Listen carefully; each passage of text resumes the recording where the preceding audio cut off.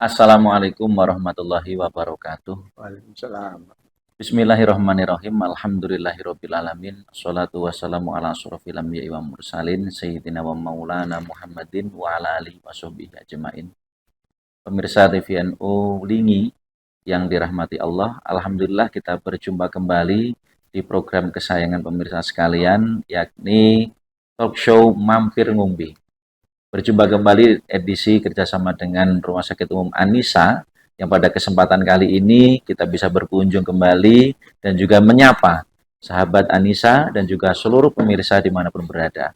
Kali ini kita akan membicarakan sebuah ilmu tentang kesehatan, salah satu organ tubuh yang sangat penting dalam tubuh kita, yakni adalah paru-paru. Dan kita sudah bersama ahlinya, kita ada Dr. Didik Purbandiono. Beliau seorang dokter yang senior, lahir di Jombang, ini kotanya termasuk kotanya Wali juga, pada tanggal 29 Oktober 1958. Kita langsung menyapa kepada beliau. Selamat siang, Dok. Selamat siang. Assalamualaikum. Waalaikumsalam warahmatullahi wabarakatuh. Bagaimana keadaannya, Dok? Alhamdulillah. Alhamdulillah. Baik, Dok, ini kita bersama dengan pemirsa dan juga seluruh yang hadir di sini juga ingin menimba ilmu, mencicip dan mampir ngombe, mencicip ilmu terkait dengan kesehatan terutama paru-paru. Karena bagaimanapun juga yang namanya nafas kita ini menjadi sangat vital dan penting, apalagi kemarin setelah ada pandemi, orang begitu merasakan denyut nafasnya itu begitu sangat berharga. Kalau boleh tahu, Dok, bagaimana sih terkait dengan paru-paru dan nafas itu? Jadi sebenarnya paru ini adalah organ tubuh yang paling luas kontak dengan udara luar. Di dalam paru itu ada rongga-rongga yang namanya alveoli kecil-kecil. Alveoli itu kalau menurut penelitian kalau dibeber itu luasnya adalah seluas lapangan bola. Kalau tubuh kan berarti 1 meter berapa. Kalau itu satu lapangan bola, kalau dibeber, ditoto gitu, menurut penelitian begitu. Jadi kalau ada polusi udara, jadi parulah yang paling menderita terhadap polusi tersebut. Fungsi utama paru ya juga untuk pertukaran udara. Jadi dari secara awam yaitu masuk udara bersih, keluar udara yang sudah CO2 ya. Jadi jalannya oksigen masuk, terus karbon dioksida keluar. Jadi dari oksigen ini diperlukan untuk kelangsungan hidup di dalam tubuh kita. Jadi tempat pertukarannya di paru itu, jadi di alveoli, jadi yang lebarnya satu lapangan bola itu, jadi tempat pertukaran segitu. Jadi kalau di situ ada sesuatu polusi ya nanti yang berpengaruh di alveoli tersebut. Jadi bentuknya seperti filter mobil atau filter kendaraan itu ya, Dok, berlapis-lapis gitu atau berongga-rongga gitu? Berongga-rongga tadi banyak. Jadi dari saluran napas yang besar terus dari yang kecil-kecil, cabang kecil-kecil, kalau ibaratnya seperti pohon gitu lah. Jadi akhirnya sampai daunnya.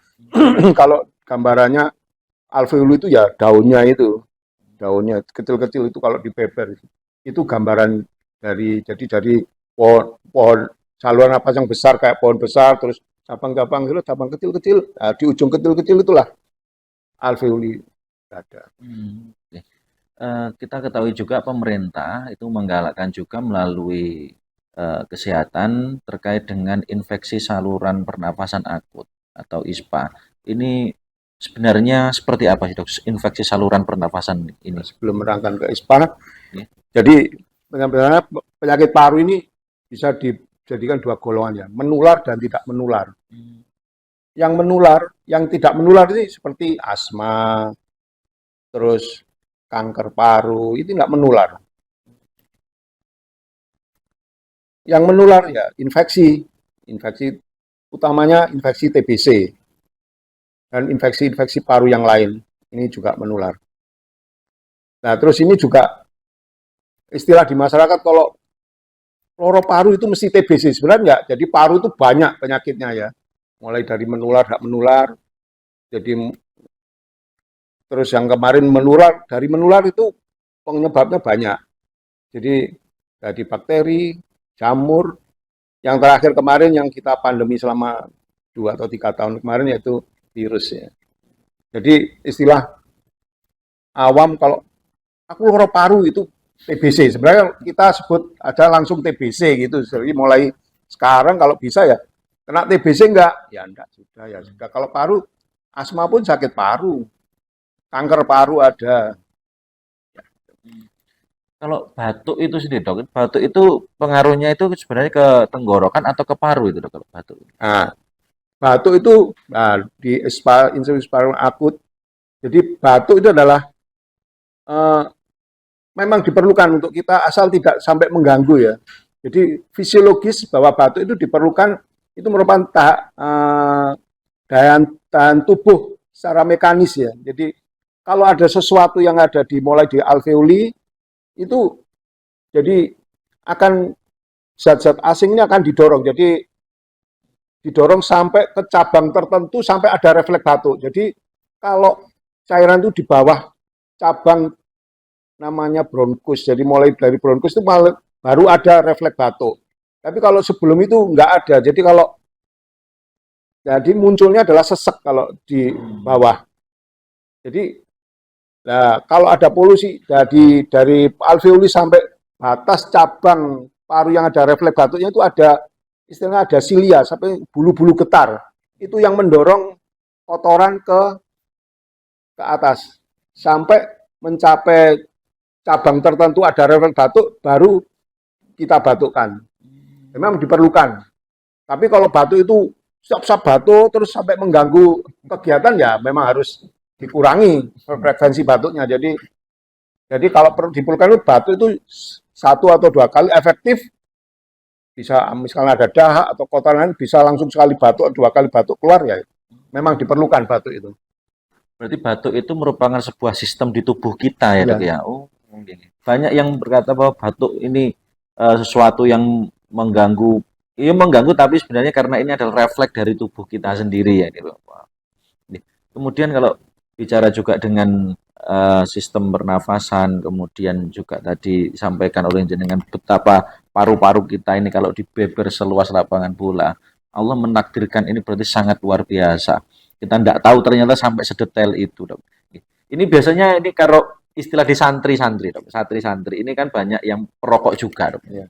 Ya, itu sebenarnya apakah istilah yang sangat populer di masyarakat bahwa perokok pasif itu lebih berbahaya daripada perokok aktif, itu apakah benar? Namun sebelumnya sebenarnya asap dari rokok itu nanti mengganggu ke pernapasan itu sebenarnya sistemnya seperti apa, dok?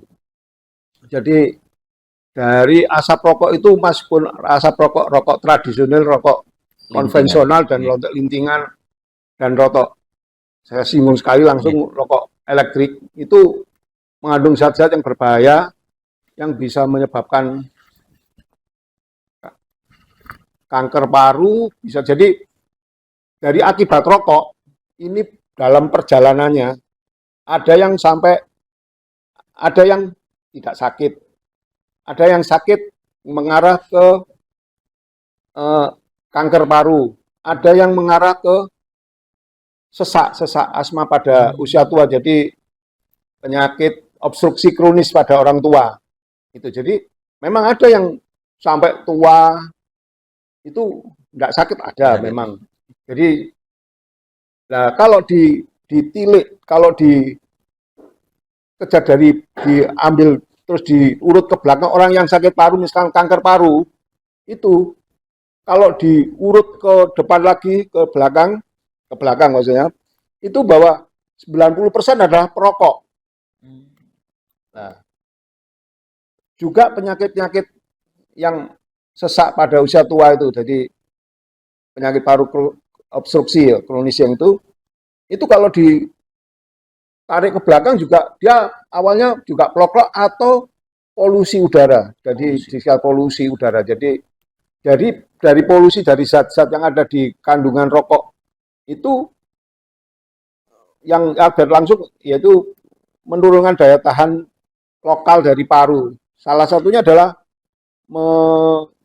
menghambat kerja dari melemahkan kerja dari bulu-bulu getar yang mendorong ke atas tadi. Jadi kalau bulu getahnya nggak aktif, berarti zat-zat yang berbahaya di dalam paru tidak bisa terdorong ke atas. Jadi atau mungkin ada tersisa. Jadi itu yang menyebabkan jadi penyakit. Kalau tadi disinggung rokok elektrik seperti vapor yang saat ini populer ya dok ya, itu antara sebenarnya resistensinya antara rokok herbal atau yang tembakau itu dengan yang elektrik ini lebih berbahaya yang mana sebenarnya? Sebenarnya sama bahayanya. Sama Sama bahayanya. bahayanya. Terus tadi disinggung perokok pasif ya. Ya. Kalau memang ada perokok pasif itu lebih berbahaya daripada perokok yang aktif ya. Karena kalau perokok aktif itu langsung dari asapnya langsung masuk ke paru, jadi belum ada kontak. Kalau perokok pasif, asap yang dikeluarkan akan bereaksi dengan udara yang di sekitar kita, terus dihisap oleh orang sekitar yang ngerokok tadi, ya itu lebih berbahaya karena sudah terjadi oksidasi di ruangan terbuka. Jadi kalau ada udara masuk ke mulut, itu apakah memang langsung otomatis masuk ke paru atau memang harus ditekan dulu agar masuk ke paru, dok? Kalau ada udara masuk ke mulut itu. Memang dengan tarik nafas langsung Tarik nafas semua ya, masuk ke paru sampai ke alveoli tadi. Sampai alveoli tadi ya. Ya, tujuannya kan di situ ada pertukaran udara tadi. Kemudian, ini kan paru-paru kita ada dua ya, dok ya. Ya. Ini apakah punya fungsi masing-masing sendiri atau memang dua-duanya bekerja ada bekerja yang sama itu, dok? Sama. Sama Kiri aja kanan gitu. sama. Kiri kanan sama. Apakah ada kasus, dok, paru-parunya hanya sebelah gitu, apakah masih bisa seperti normal, hidup biasa gitu? Dari paru sebelah, hanya sebelah bisa hidup. Tapi tentu saja ada keterbatasan dia untuk. Jadi kalau parunya tinggal satu bisa hidup, yang bersangkutan harus menyesuaikan kemampuannya dia sendiri. Jadi dia yang tahu. Biasanya sesak ya, kalau misalkan kegiatan terlalu berat dia akan sesak. Tapi itu harus yang bersangkutan harus menyesuaikan dengan keadaan yang harus satu. Seperti yang ada yang organ-organ dua, yang jumlahnya dua itu dengan satu pun bisa. Seperti ginjal, itu kan dua kiri kanan. Itu bisa kalau memang satunya sakit ya diambil pakai ginjal satu ada. Paru juga gitu, kalau memang parunya satunya memang sakit, ya bisa. Atau terpaksa karena suatu penyakit infeksi, biasanya yang membuat jadi rusak paru itu TBC ya.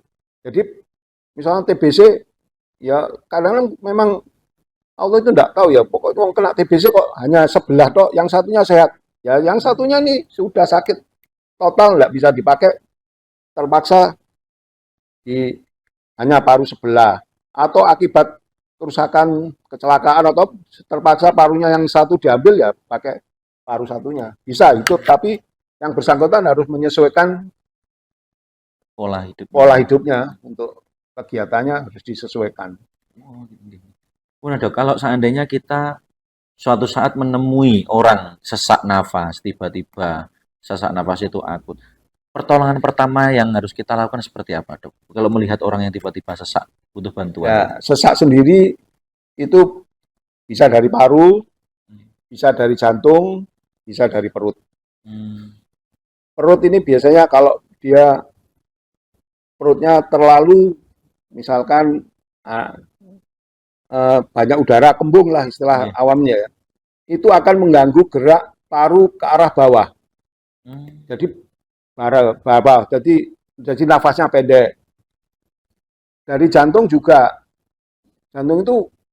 jantung dan paru ini kerjanya sama. Jadi dari jantung ini dari darah yang istilahnya darah kotor dipompa ke paru, dari paru balik lagi. Kalau pompanya ini nggak baik, sehingga proses pertukaran udara yang masuk ke darah di paru berhalangan, bapak ada hambatan, ya akan sesek. Dan juga karena paru sendiri biasanya karena infeksi atau mungkin pada paru yang tidak menular tadi, asma ya. Asma ini memang dasarnya memang dia memang sakit yang pernapasan, sehingga pada waktu serangan ada rangsangan itu ada sesi tertentu akan saluran nafas akan mengecil karena sensitif terhadap, pada orang normal misal kena asap tidak apa-apa, pada orang asma kena asap atau bau yang menyengat dia akan merangsang penyempitan saluran nafas. Jadi kalau mungkin yang kaitannya dengan orang yang punya asma kemudian tiba-tiba kambuh, sebagai orang yang awam yang melihat seperti itu, yang bisa kita lakukan seperti apa, Dok? Ya sebenarnya pertolongan pertama ya pakai oksigen, tapi kalau di ya harus jangan dikerumuni, dipakai di udara yang bebas gitu. Okay. Semua dilonggarkan pakainya, ya itu aja. Untuk sementara itu sambil untuk dibawa untuk pertolongan untuk mendapatkan oksigen. Biasanya karena semua panas kumpul itu justru akan menghalangi udara jadi akan makanya biasanya kalau orang-orang asma saya sarankan dia punya cadangan oksigen di rumah. Jadi suatu ketika kok serangan mendadak bisa langsung dipakai, kalau sudah tidak sesak boleh dilepas. Jadi memang kalau yang sakit asma saya sarankan untuk persediaan oksigen di rumah, tabung itu. Tabung. Kemudian ini juga unik, Dok. Biasanya ketika ada pendidikan militer atau kepolisian atau mungkin di bela diri atau mungkin dalam rutinitas rohani, mungkin wirid dan sebagainya, itu ada menahan nafas juga, Dok. Kalau istilah Jawa ini megeng nafas. Kemudian apakah memang ini ada daya tahan tersendiri? Mungkin bisa sampai 5 menit menahan nafas, sampai 10 menit atau seberapa gitu, Dok? Ya, setiap orang tergantung dia reservoir oksigennya itu setelah dia nahan napas itu kalau dia reservoir oksigennya yang di darah itu cepat habis ya tidak kuat, harus bernafas. Jadi tergantung orang per orang. Oh, berarti itu ada kaitannya juga bagaimana menyimpannya di dalam tubuh ya, kita? Di dalam darah itu tadi. Darah kan darah. Oksigennya. Oksigen itu ada di darah yang ngangkut untuk distribusi ke seluruh darah. Dok, biasanya ketika renang gitu nih, renang kemudian mungkin kram atau mungkin karena masih belajar, kemudian ada kejadian sampai hampir tenggelam dan sebagainya. Kemudian itu air yang masuk itu sebenarnya masuk ke tubuh itu ke perut atau ke paru-paru juga, bisa ke paru-paru? Ya bisa perut bisa paru. Soalnya waktu nafas kan dia menghirup, tarik nafas karena dia tenggelam, yang masuk adalah air. Makanya kadang-kadang cepat dikeluarkan dengan kepala ditaruh bawah biar airnya cepat keluar dari paru. Oh, kepalanya lebih rendah agar segera keluar. Oh. Wah, ini malah itu untuk tanda-tanda untuk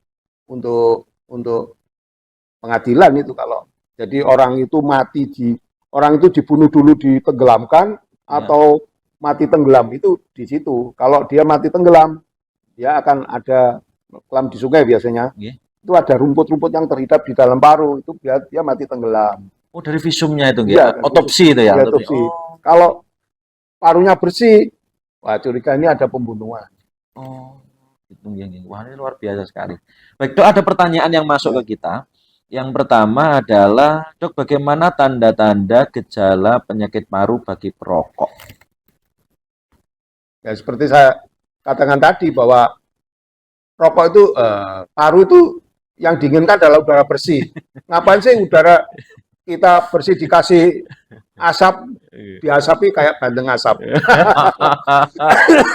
Kayak bandeng. Jadi ya bagaimana lah kalau perlunya udara bersih tapi yang masuk kotor, ya paling enggak dia akan batuk. Kalau dia punya asma jadi sesek. Ya yang jelas bahwa kapasitas pertukaran udaranya akan berkurang atau sebagian gas masuk ikut ke saluran darah. Saya pernah membaca dan mendengar dari beberapa narasumber ketika di YouTube dan sebagainya itu begini, Dok.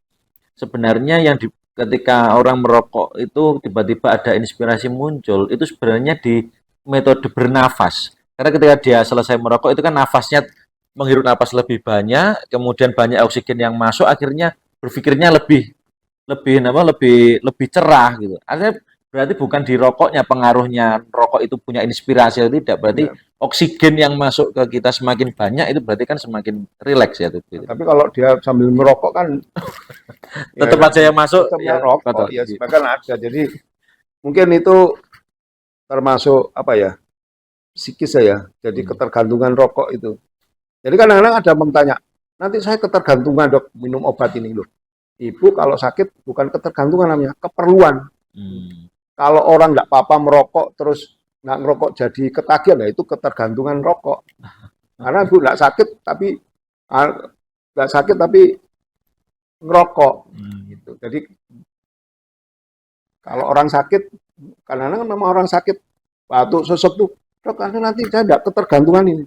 Ya coba aja kalau ketergantungan. Kalau ketergantungan itu ibu itu perlu bukan ketergantungan. Coba enggak minum obat, ibu sesek enggak? Ya sesek. Jadi perlu bukan ketergantungan. Kita lanjut dok. Ada yang bertanya, dok suami saya sering batuk-batuk, biasanya sampai sesak, kadang juga parah kalau lagi kecapean. Itu penyebabnya apa ya dok biasanya? Biasanya dia punya riwayat asma atau mungkin perlu dicek seperti di jantung. Jantung. Mungkin jantung bisa, dari paru juga bisa. Jadi perlu dicek juga jantungnya. Kalau jantungnya nggak apa-apa berarti dari paru. Kalau jantungnya bermasalah ya dari jantung. Jadi biasanya kalau ada eh, antara penyakit jantung paru ini ya hampir sama soalnya seseknya itu. Hmm. Ini. Berikutnya ini ada satu dok. Dok, izin tanya bagaimana cara menurunkan resiko terkena penyakit paru. Sekalian juga ini bagaimana merawat kesehatan paru itu dok. Ya menghirup udara segar itu aja. Jangan sampai kita hidup di daerah polusi. Kalau ada polusi ya kita harus pakai masker meskipun nggak ada pandemi. Dulu kan masker wajib karena pandemi. Sekarang kalau Iya. memang kita lewat atau pas ada di lingkungan yang berpolusi, di asap, terutama di daerah di pertambangan itu ya harus pakai masker. Malah maskernya masker yang N95 dulu yang seperti yang dipakai dokter-dokter waktu kita nangani COVID. COVID. Iya. Dan anehnya dulu ya, saya pun menangani COVID dulu waktu pakai masker N95 pakai double dengan masker bedah yang biru itu nggak sesek waktu itu dulu. Sekarang ini pakai masker bedah aja sesek, nggak tahu sekarang pandemi nggak ada tapi sudah kelihatan sesek. Aneh ini. Dulu waktu apa dulu takut ya Iya. pandemi dulu ya. Sekarang ini, nah makanya prinsip kesehatan paru ya kita menghirup udara segar. Kalau pas kita lewat atau ada di tempat yang banyak polusinya kita harus pakai masker. Terutama yang pakai motor di jalan itu sebaiknya pakai masker. Bukan ya. Saya penasaran dulu. Dulu kakek nenek saya itu sakit, kemudian kan sesak nafas gitu dok. Kemudian ketika didiagnosa, kemudian di scan itu ada cairan-cairan di paru-parunya. Kemudian sampai akhirnya ada tindakan dikeluarkan 17. dicublas. Itu cairan apa sih dok? Itu sebenarnya. Jadi di dalam paru, di dada itu paru itu sebenarnya cairan itu diperlukan kira-kira cuman kiri kanan cuman 20 cc, 20 ml. Tujuannya adalah pelemas, jadi pelumas. Jadi pelumas antara gesekan waktu kita nafas itu dinding dada dalam dan dinding paru luar itu akan bergesek. Nah itu perlu pelumas, yaitu cuma 20 cc. Nah kalau terjadi sesuatu misalnya kita sakit paru. Nah, cairan ini produksinya adalah di dinding dada, terus diserap oleh paru. Jadi ada keseimbangan gitu. Jadi kalau paru sehat, dinding dada produksinya ya juga normal, akan terjaga keseimbangan 20 cc itu. Jadi tadi kalau ada sakit, misalnya ada sakit yang bisa menyebabkan sakit di dinding dada. Sakit dinding dada apa yang bisa menyebabkan produknya bisa meningkat? Biasanya ada tumor di dinding dada yang tumor itu menghasilkan cairan. Karena produksinya banyak. seperti pabrik lah. Kalau produksi banyak, pemakainya kurang ya akan menumpuk. Ya itu juga gitu. Pabriknya bikin banyak, tapi parunya mampunya enggak 100% diserap. Ya akhirnya numpuk. Itu yang dari dinding dada. Atau parunya sakit sehingga daya serapnya menurun. Padahal produknya di dinding dada ini normal. Ya akhirnya juga numpuk karena pemakainya sedikit-sedikit pemakainya.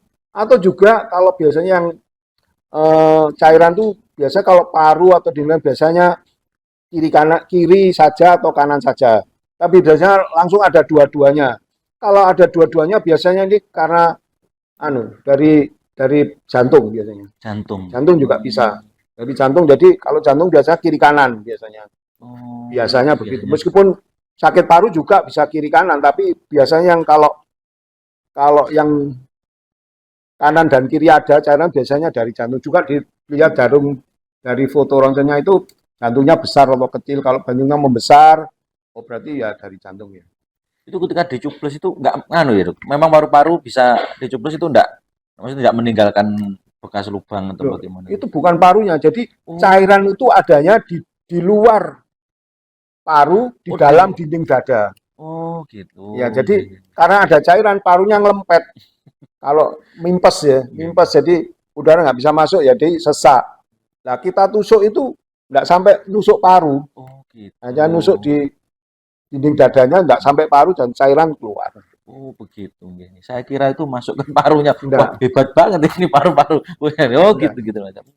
Masya Allah, luar biasa. Nah ini ada di masyarakat itu banyak yang mempunyai pandangan begini dok, ketika mungkin mau medical check up, mungkin periksa kesehatan untuk persyaratan tertentu, mungkin dia itu seorang perokok atau punya riwayat paru yang tidak baik, kemudian minum susu kental manis atau mungkin susu steril yang katanya bisa membersihkan paru-paru, apakah itu betul dok? Enggak betul. Enggak betul ya? Enggak betul. Soalnya jalurnya beda. Itu kalau susu masuk ke perut. Bukan masuk paru. Kan banyak nanti kalau mau medical check minum susu kental manis 1 kaleng gitu katanya harus dihabiskan, katanya nanti tiba-tiba parunya jadi bersih gitu. Gitu. Dan untuk pas menyinggung medical check up biasanya gini, kalau orang-orang yang bekas TBC itu kalau lukanya lumayan parah, biasanya sembuh tapi ada bekas luka. Nah ini yang biasanya mesti nggak lolos.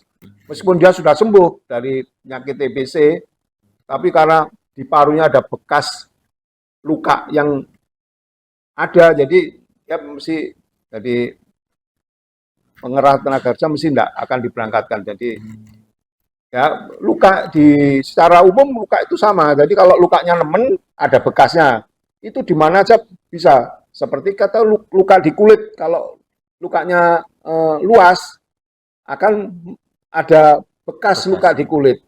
Di paru juga gitu. Nah paru itu dilihatnya dari foto ronsen, itu nggak bisa hilang memang. Bekasnya ada bekas luka itu. Oke. Dok, berikutnya kita ingin tanya juga, kan tadi kita nyinggung beberapa hal seperti beberapa mitos yang pandangan masyarakat tentang SKM, kemudian dan sebagainya, yang jelas juga kita butuh udara yang sangat segar ya, udara segar. Berikutnya yang terkait dengan masuk ke tubuh kita, ini ngapunten, biasanya ada orang itu kan senengannya atau mungkin di rumah itu pakai parfum yang baunya sangat menyengat. Itukah apakah nanti bau dari parfum itu juga bisa mengganggu dari paru-paru kita dok itu? Pada dasarnya kalau orang normal sih enggak mengganggu, cuman ya memang baunya begitu. Tapi kalau pada orang-orang yang sensitif terhadap bau, orang asma, itu dia akan kambuh. Akan kambuh. Iya. Wah, ini luar biasa sekali dok. Ini tidak terasa juga lumayan panjang pembahasan kita hari ini. Apalagi ada pertanyaan lagi? Tinggal bagaimana tips mungkin makanan atau minuman untuk menjaga kesehatan paru? Ya, itu secara umum ya kita harus, kalau dulu 4 sehat 5 sempurna, ya itu aja sudah. Itu akan semua untuk tubuh kita sehat. Jadi ya enggak paru aja, semua itu secara umum ya. Pokoknya kita makanan bergizi, olahraga, tidur cukup, ya sudah itu aja. Enggak ada kiat khusus kalau paru apa. Kalau sehat paru ya diusahakan udara yang masuk di paru kita udara yang bersih gitu aja. Oh. Kalau itu dok, senam pernafasan itu lebih ke tubuhnya atau ke kesehatan parunya dok? Istilah ada senam-senam Karena pernafasan. pernafasan itu biasanya melatih untuk otot-otot perbatasan perut dan dan dada. Jadi itu ada skat itu yang nah itulah dia kalau ada sesuatu di perut yang terlalu kembung atau kan gerak ke bawahnya susah, yaitu melatih itu dan melatih otot-otot. Nah, seperti untuk melatih otot-otot ini, otot antar iga juga itu harus perlu dilatih, terutama pada orang-orang yang punya asma. Memang saran utama kalau orang asma yaitu renang, olahraga renang. Karena dengan renang udara di atas permukaan ini lembab, ini sangat baik untuk orang-orang yang asma. Oh, gitu. Jadi akan lembab di atas permukaan. Jadi orang-orang di atas permukaan air itu bagus. Oh, bagus.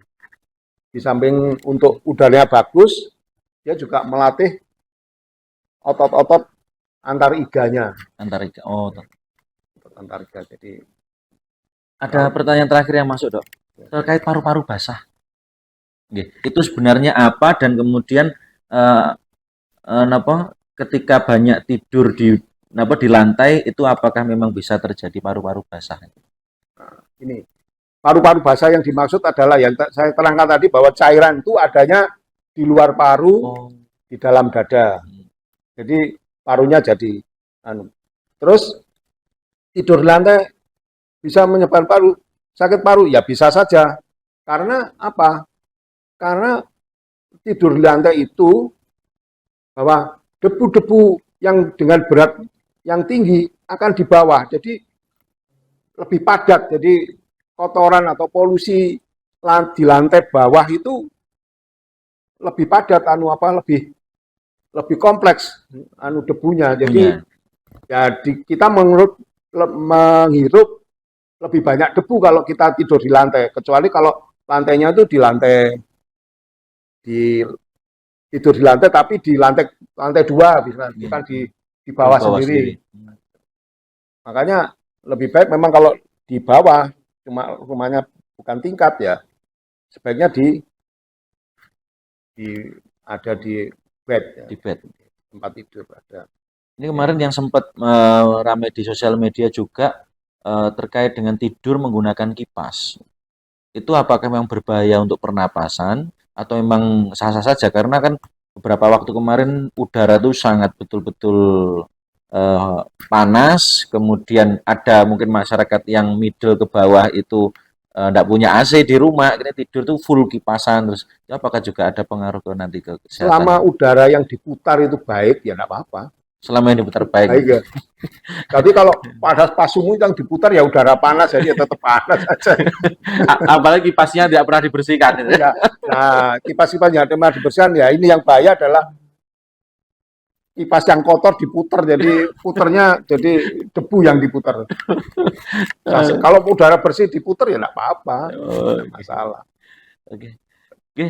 Terima kasih dok. Hari ini alhamdulillah kita punya banyak ilmu pengetahuan, namun saya yakin masih banyak. Silakan bagi pemirsa sekalian yang mau mengajukan pertanyaan, kita silakan di kolom komentar, dan juga mungkin juga pernah mengalami kejadian-kejadian terkait dengan pernafasan dan paru. Silakan masukkan ke dalam nomor kami. Nanti di kesempatan yang akan datang kita akan bersama-sama dengan beliau, kami akan mampir ngombe lagi.